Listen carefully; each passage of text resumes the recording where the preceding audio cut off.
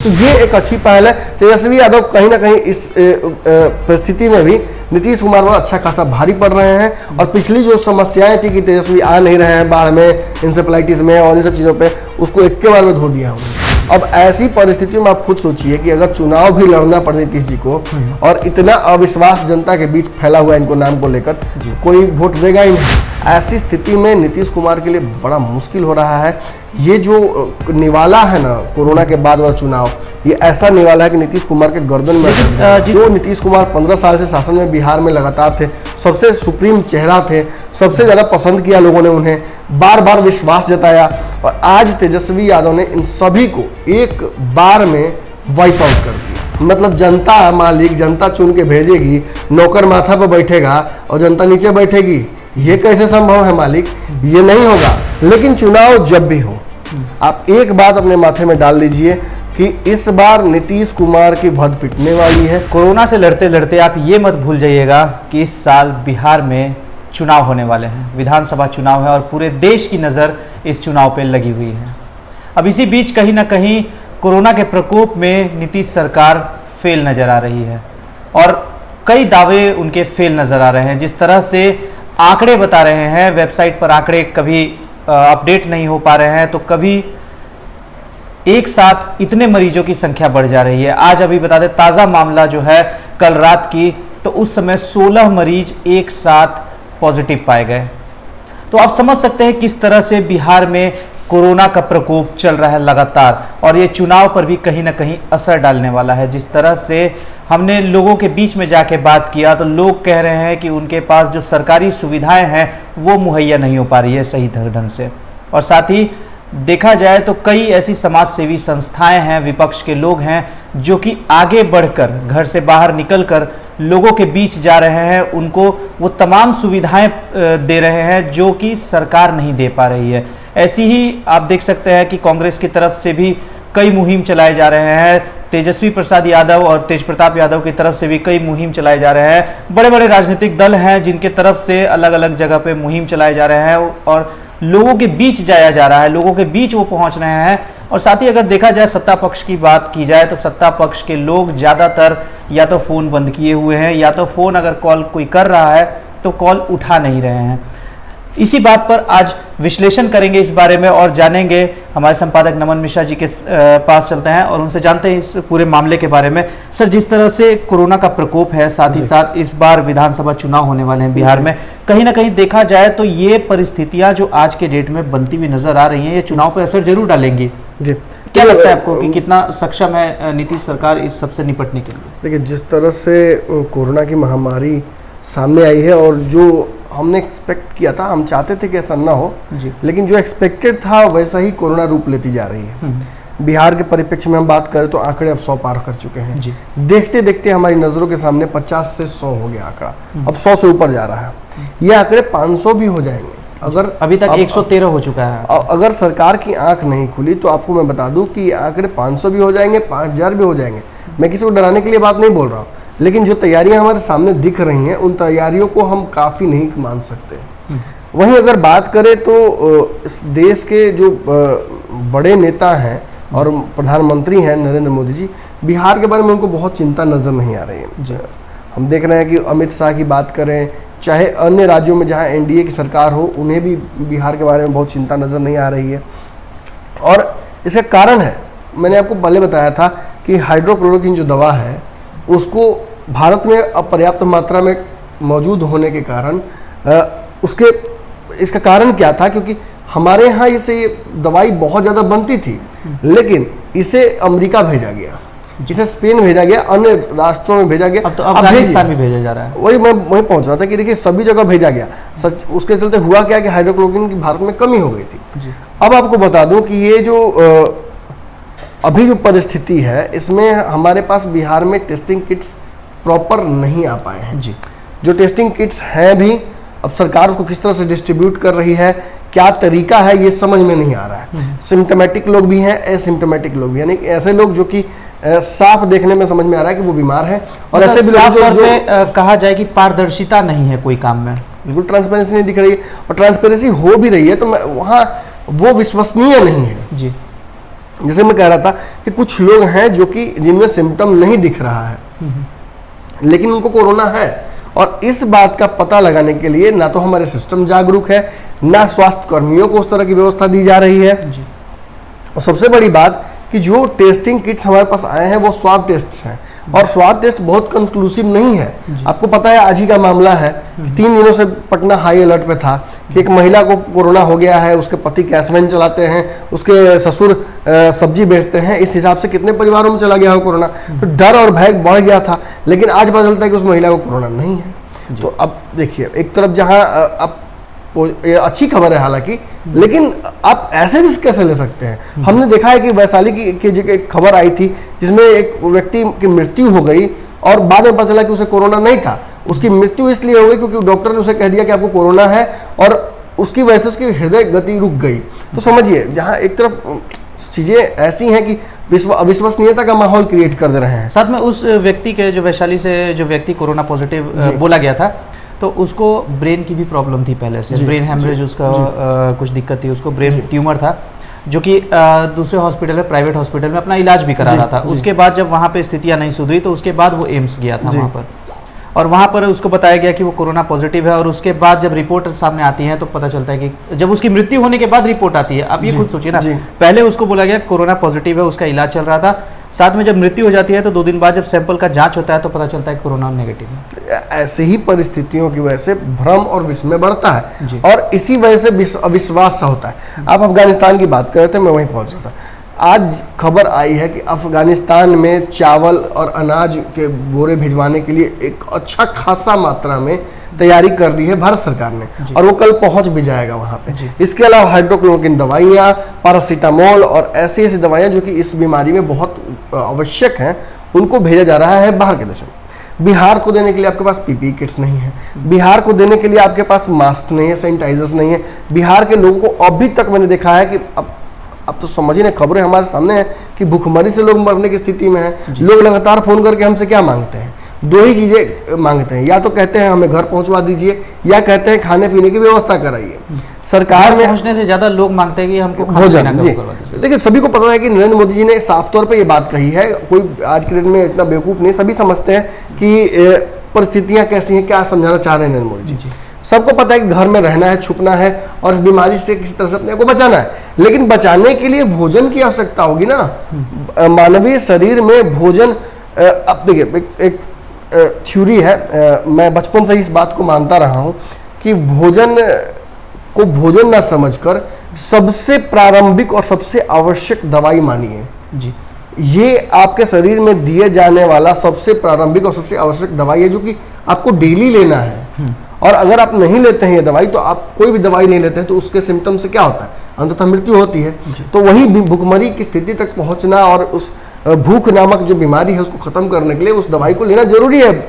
और वही कहीं ना कहीं आप बिहार के अन्य जगहों पर जा रहे हैं, तस्वीरें सामने आ रही हैं कि बाहर लोग बैठे हुए हैं, उनको भोजन नसीब नहीं हो पा रहा है। दिल्ली, राजस्थान, कोटा के बच्चे लगातार कह रहे हैं कि एक समय का भोजन करके, और एक समय का भोजन करके, और वो भी ऐसा दाल वाला, बिना पानी का दाल, बिना वैसे खिचड़ी खा के कोई कैसे अपने इम्यून सिस्टम को मजबूत कर सकता है? कैसे वो इस बीमारी से लड़ सकता है? अगर बीमारी हो भी जाए तो ऐसे खाने खा के तो वैसे ही मर जाएगा व्यक्ति।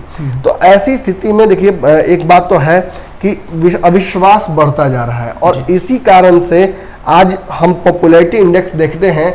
जो नीतीश कुमार 15 साल से शासन में बिहार में लगातार थे, सबसे सुप्रीम चेहरा थे, सबसे ज़्यादा पसंद किया लोगों ने उन्हें, बार बार विश्वास जताया, और आज तेजस्वी यादव ने इन सभी को एक बार में वाइप आउट कर दिया। कैसे? कोरोना की महामारी आती है और आप सिस्टम आपका तैयार नहीं रहता है, जबकि आप सरकार हैं, आप लगातार गृह मंत्रालय से टच में रहते हैं। गृह राज्य मंत्री बिहार के हैं नित्यानंद राय, हमारे स्वास्थ्य मंत्री मंगल पांडे भाजपा के नेता हैं, नरेंद्र मोदी के बड़े करीबी हैं, फोन ही नहीं उठाते हैं। और ऐसी परिस्थितियों में ये एक बड़ा सवाल खड़ा रहता है रवि, कि आखिर नीतीश कुमार ने तैयारी क्या की थी जी। भाजपा की तैयारियों को अपनी जगह छोड़ दीजिए, नीतीश कुमार को बिहार से मतलब है ना। जी। अब तो बिहार के बाहर उन्हें जाना नहीं है, एक बार तो जाकर उन्होंने देख लिया था किस तरह से भद पिटी थी, और फिर अगर वो बिहार से बाहर ही जाना चाहते हैं तो साफ साफ बोल देना। बिहार को जिस तरह से आज छोड़कर वो नरेंद्र मोदी की तरफ देख रहे हैं टुकुर टुकुर, और वो भी अनुनय विनय की स्थिति में, ये थोड़ा दुखद है। आपको पता है कि कल ही हमने देखा था कि एक भाजपा के विधायक थे, अपने पुत्री को लेकर वो कोटा से चले आए, और वहां अभी भी बच्चियां बंद है, कई घरों के चिराग बंद है, तो कोई कैसे सब विश्वास करेगा नेताजी पर। और आज जो जदयू की खबर आई, सांसद महोदय ने अपने बेटे को, अब माफ कीजिएगा, अपने पूरे मित्रों के साथ 15-20 लोगों को दिल्ली से अपने साथ लेकर आया। ये बताइए मुझे कि क्या ये नियम कानून जो है वो सबके लिए अलग अलग है क्या? जी। भाजपा लोगों के लिए अलग है, खास लोगों के लिए अलग है। भाजपा बिहार में नीतीश कुमार के साथ सत्ता में है, क्या भाजपा इतनी डोमिनेट कर रही है कि नीतीश कुमार जवाब नहीं दे सकते हैं? क्या नीतीश कुमार के जो लोग हैं वो ऐसे समय में कहते हैं, सभी लोग कह रहे हैं कि राजनीति नहीं करनी है, पर आप इस तरह की घटना अगर अंजाम दीजिएगा, आप एक दिन धैर्य रखने की बात करते हैं, मर्यादा की बात करते हैं। लगातार मंत्री हैं नीरज कुमार जी नीतीश कुमार के, वो बार बार ये बात कह रहे हैं कि हम नरेंद्र मोदी से बड़े नहीं हो सकते हैं। जब नरेंद्र मोदी कह रहे हैं कि लॉकडाउन में जहां तहां रहना है वहीं रहना है और वहां से आना नहीं है वापस, और अशोक चौधरी जो मंत्री हैं, कौन नवरत्नों में से एक है, वो अपने तो आज वो खुल गया ऑफिस तो वो चले गए, उन्होंने टोकन दिखाया कि भाई हम मानते हैं सरकारी फरमान को, नीतीश कुमार के फरमान को मानते हैं बेसिकली।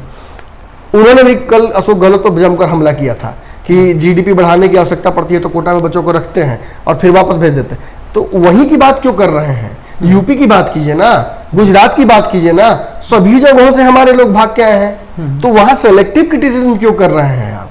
क्योंकि आप कांग्रेस छोड़कर आए हैं, कांग्रेस ने आपको बाहर रास्ता दिखा दिया था, इसलिए आप वहां गुस्सा निकाल रहे हैं, और नीतीश कुमार की जी हजूरी करनी है इसलिए आप उन पर हमला कर रहे हैं। लेकिन सच्चाई यही है कि जब ये लोग धैर्य दिखा रहे थे, क्योंकि इनके बच्चे इनके घर में हैं, इनके बच्चे बाहर नहीं हैं, और अगर होंगे भी तो ये जुगाड़ लगा रहे होंगे उन्हें वापस लाने का, पास बनवा के। अब बाकी अगर गरीब लोग फोन करते हैं तो आपको आर.के. सिंह का कॉल रिकॉर्डिंग पता ही है कि कैसे आरा का पिता अपनी बेटी को लाने के लिए गिड़गिड़ा रहा था, और उनके पीए कहा, उसने साफ हाथ खड़ा कर दिया कि हम नहीं लेके आ सकते हैं, हम सहायता भी नहीं कर सकते हैं आपकी, जो जहां वहीं रहेगा। तो ये दो मतलब जनता मालिक, जनता चुन के भेजेगी, नौकर माथा पर बैठेगा और जनता नीचे बैठेगी, ये कैसे संभव है मालिक?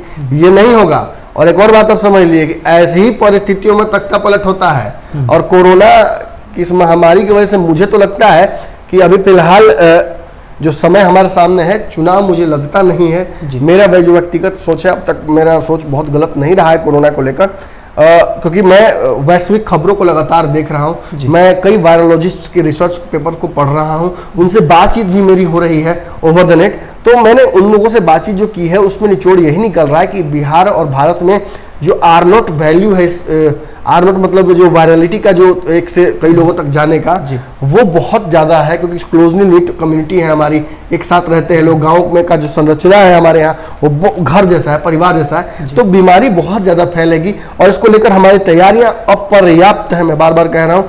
तो इस स्थिति में डर लग रहा है कि नीतीश इस साल तो कम से कम चुनाव होने नहीं जा रहा है मेरे हिसाब से। चुनाव आयोग आज घोषणा करे, कल करे, क्योंकि चुनाव को तैयारी करने के लिए एक समय भी आवश्यकता होती है, रिसोर्सेस लगते हैं व्यापक पैमाने पर। हालांकि कई देशों में चुनाव हो रहे हैं, एक जगह चुनाव भी हो रहा है, मुझे खबर लगी है, लेकिन हमारे यहाँ ऐसे स्तर पर चुनाव नहीं हो सकता, लोगों को इतने बड़ी संख्या में बाहर नहीं निकाला सकता। और एक और बड़ी बात मुझे ये लग रही है कि शायद हमारी अर्थव्यवस्था भी एक चुनाव नहीं झेल पाएगी इस साल, जिस तरह की अर्थव्यवस्था का स्थिति हमारी बनी हुई है। लेकिन चुनाव जब भी हो, आप एक बात अपने माथे में डाल लीजिए कि इस बार नीतीश कुमार की भद पिटने वाली है। क्यों? क्योंकि नीतीश कुमार की सिलसिले, अब मैं तो कहूँगा 7.5 है, क्या है मुझे खुद नहीं पता, लेकिन सिलसिलेवार तरीके से देखिए, मुजफ्फरपुर शेल्टर होम में जो घिरने पाप हुआ है, उसके चलते इनकी माने इनका जो पूरा नक्शा है, इनका कुंडली वो खराब हुई है, क्या हुआ है मुझे नहीं पता।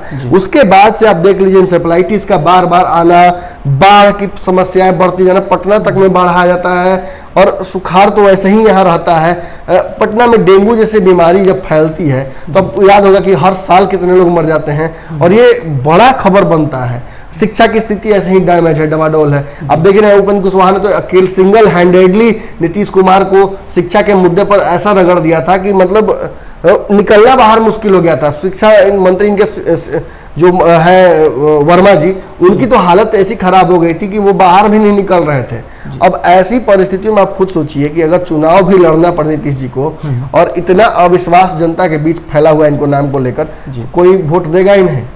हम ये अपने मैंने कहने पे नहीं कह रहे हैं, हमें लगातार लोग फोन कर रहे हैं, और अगर आप चाहिएगा तो हम 2-4 घंटे का फुटेज भी रिलीज कर दिया करेंगे रातों रात के साथ, ताकि सरकार के जो नुमाइंदे जिन्हें हमारी बात अच्छी नहीं लग रही है वो देखें, क्योंकि आप तो फोन उठा नहीं रहे हैं। अगर इक्का दुक्का लोग फोन उठा भी नहीं, जैसे कि नीरज कुमार जी ने फोन उठाया है कई बार, मैंने देखा है कि लोग फोन करते तो वो उठा लेते हैं, हालांकि बहुत ज्यादा उनके भी हाथ बंधे हुए हैं। सर मैं कृष्णनंदन वर्मा जिनकी आप बात करें शिक्षा मंत्री, उनको मैं सुबह से कॉल लगाने के चक्कर में सुबह से कॉल लगा रहा हूँ, लगभग मैंने सुबह से 20 कॉल कर चुका हूँ उनको, लेकिन अभी तक मेरा एक कॉल रिसीव नहीं हुआ। तो आप समझ लीजिए कि परिस्थितियां यही हैं। बाबा रोज ही 40 विधायक सांसद जो बिहार के हैं, इन सभी को फोन लगा रहे हैं और इन सभी में से किसी ने भी रिस्पॉन्ड नहीं किया है।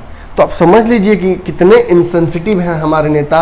और इतना ही नहीं, अब पता है इन्हें कि आने वाले 3-4 सालों के लिए तो ये सुरक्षित है, क्योंकि पिछले साल चुनाव हुआ था, और आने वाली स्थितियों में इन्हें पता है कि अगर चुनाव होगा भी तो विधायकों का होना है, इनका होना नहीं है। और विधायकों की भी स्थिति बहुत खराब है। मैं कह रहा हूँ, कई विधायकों को तो आपने देखा कि कैसे वो अपने बच्चों पे लगे हुए हैं, अपने परिवार में लगे हुए हैं, कोई घर से बाहर नहीं निकल रहा है, किसी के परिवार ने रोक रखा है, किसी के बेटी बच्चे ने रोक रखा, कोई अच्छे व्यक्ति है भी तो दिल्ली बंद है, कोई मुंबई बंद है, कोई कहीं बंद है। ऐसी स्थिति में नीतीश कुमार के लिए बड़ा मुश्किल हो रहा है। ये जो निवाला है ना कोरोना के बाद वाला चुनाव, ये ऐसा निवाला है कि नीतीश कुमार के गर्दन में लेकिन जिस तरह से सत्ता पक्ष वाले फोन नहीं उठा रहे हैं, उसी तरह से देखिए विपक्ष वाले लगातार कॉल बैक कर रहे हैं, हमारे पास भी कॉल कर रहे हैं। तो बात है, ऐसा नहीं कि मैं विपक्ष को भी पाक साफ नहीं कहूंगा, लेकिन आज के परिस्थिति में इस जो परिस्थिति बिगड़ी है, इसका फायदा खूब अच्छा उठाया विपक्ष ने, अपने चेहरे को तेजस्वी ने जमकर चमका लिया है। तेजस्वी यादव, मैं बता दूं आपको कि अभी तक वो कहां है किसी को नहीं पता है, किस जगह उन्होंने क्वारंटीन किया है, क्या कर रहे हैं क्या नहीं कर रहे हैं किसी को नहीं पता।